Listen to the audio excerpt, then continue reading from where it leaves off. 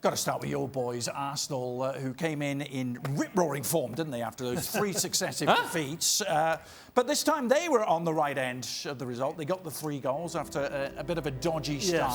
Yes. Look, when we're talking about levels, this was not a great football match, but the result for Arsenal was a good result. The unfortunate thing was that Valencia got that 1 goal, which may cost them eventually. The one thing that I was watching this afternoon is if you've got a somewhat of a patched up back 3, to me you were protected with the best possible players that you've got to protect. And he chose to play Guendouzi and Granit Xhaka. And to me that's not going to get it done. You've got a guy on the bench, a fan favourite. He puts the shift in Torreira. He's a fantastic player. He should be in that side. The one thing that was pleasing for me was that he actually played Ozil, Aubameyang and Lacazette in that forward attacking area. And that basically was the difference, because both defences, Valencia and Arsenal, were very, very poor. Unfortunately, Arsenal could have had more goals, yes. Lacazette could have scored more goals, Aubameyang could have scored more goals. But at least they were effective in the box. And I must admit, it didn't fill me with joy that Arsenal actually won 3-1, because I didn't think they played particularly well. I thought the level of the game was poor. Brad, for obvious reasons, you have some Arsenal leanings. Were you filled with joy by the Gunners' display today? Yeah, I can understand what Paul's saying, but you know how things have been going of late. I was really happy. Obviously, after that first start, I think it was. I mean, the start of the game, it was a bit worrying, but after that, to get 3 goals, you know, and give yourself a good chance at the Mestalla, I couldn't be more happier. Yeah, I mean. Got to be happy with the result. Look, let's not beat around the bush. When we were eulogising yesterday about the level of that performance with Barcelona and Liverpool, we get this today. All right, it's the Europa League and all this sort of stuff, and Arsenal at home and take it to Valencia. So it was such a mediocre level of performance by both sides. I looked at Ali, I said, Ali, is this going to be difficult going back to Mestalla? Yeah. He said, well, yeah, it probably is. But so 3-1 might be okay. Well, I'm not coming over. I'm happy with the result, don't get me wrong, yes. But the manner of the performance, I still don't get the way that Unai Emery puts this side out, the way that he protects that very weak defensive line. Your assessment, Ali, on both sides of the ball, perhaps? Well, I can tell you that the contrast that Paul is talking about between what we saw yesterday and what we saw tonight, it's clear and it's obvious. And a lot of it starts with the fact that neither one of these teams, Valencia or Arsenal, can really defend.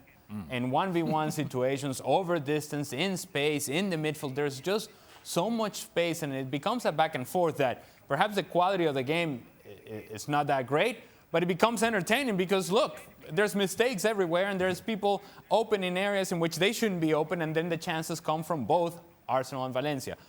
From Arsenal's perspective, you take the 3-1, but you must be very, very careful that you think it's all said and done, because it is not. Simply because you yourself, Arsenal, have not been very good on the road. And by very good, I mean they've been awful.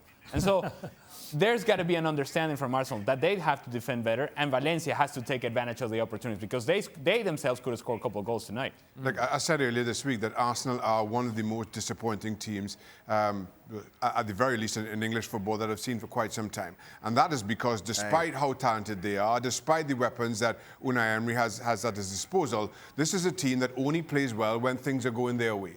If you come up against them and you get in their faces and challenge them and make them uncomfortable, it just seems that they don't know how to respond.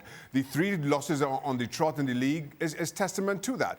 But then you look at how good they've been in the Europa League. And Valencia come to London tonight, start well, start on the front foot, deservedly go ahead, at which point they could have easily had a goal or two, even before they broke the deadlock. And then all of a sudden, Arsenal wake up. And now that's a challenge. Given the frailties we've seen of Arsenal of late, given how they looked in the opening 20 minutes of this game, given the fact that Valencia have an away goal, if I'm Valencia, I'm going back and saying, we can get at this team. Yeah. We can beat them at home.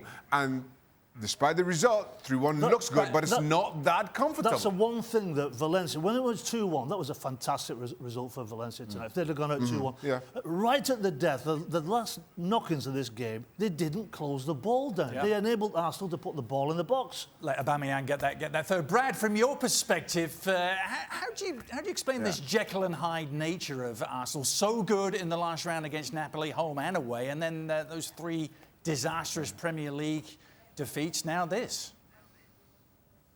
I think it goes back to what Shaka said. I think Arsenal, they've, for the last few years, lacked a little bit of fight. I think when you look at the teams Arsenal lost against in the Premier League, these are teams that a team like Arsenal don't want to see. They don't want to go there. I think when Valencia come to the Emirates, it's a nice, almost like a pass around. There's not too much physical attributes needed, and I think they're gonna have to toughen up so we can expect one performance from them every week. I think whenever there's a battle involved, they tend to lose that.